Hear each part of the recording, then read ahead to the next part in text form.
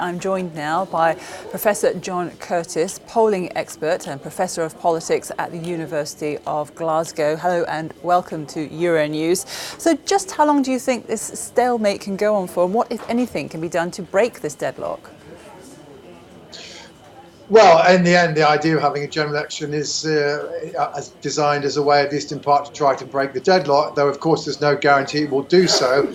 The Conservatives are calling for an election in the belief that they will be able to win it. They will be able to win an overall majority, and therefore will no longer be constrained in its handling of Brexit by Parliament in the way that it has been in recent weeks and months. But while the polls at the moment suggest that's not an unreasonable expectation, there's no guarantee that's what will happen. We could end up with another hung parliament, and therefore an election doesn't resolve matters. The alternative strategy, of course, that some people suggest we should pursue is to go for another referendum. And that at least gives the Parliament a clear instruction either to accept Mr. Johnson's deal or remain, though the truth is the polls then say, well, actually, that result of such a referendum could be extremely close. Nobody could be sure what it would be. And again, certainly not something that would necessarily give a clear, decisive result. So the difficulty is the United Kingdom is split on this subject.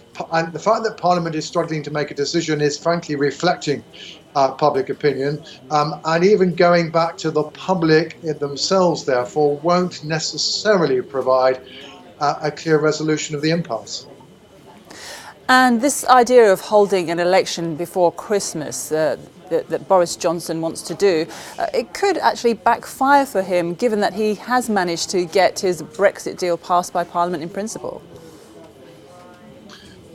Well, yes. I mean, I think the honest truth is that although Boris Johnson got his Brexit deal through the so-called second reading, that's the first vote in principle, it is known that a number of the MPs who voted in favour, particularly on the Labour side, want to see changes made to the legislation, changes that, if they were to be passed, could mean that some of the Conservative MPs on the hard Brexit side who voted with the government earlier this week may no longer be willing to do so. So the problem is that Boris Johnson's coalition is rather fragile. One of the reasons why he's therefore keen for the legislation to be dealt with quickly, and he is still proposing that the legislation should be dealt with very quickly by normal conventional standards, even with his proposed extension, is that he thinks the shorter that Parliament has to look at the bill, the less likely it is that it's going to cause the kind of trouble to which I have referred. So that's what he's trying to do. Now, I think, therefore, beyond that, if indeed he doesn't get the call for election, it looks to me, as though the strategy is as follows, that he's going to pull the bill.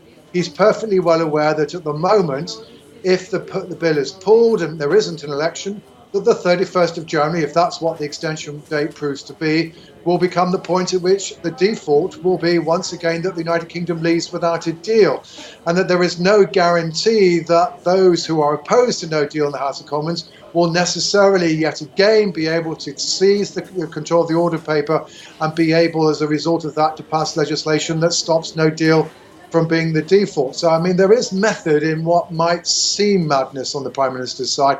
He either gets his deal through and gets an election in circumstances that will be highly favourable, or he doesn't get it through, he doesn't have an election, but then we're back into a situation where MPs are being told, it's my deal or no deal.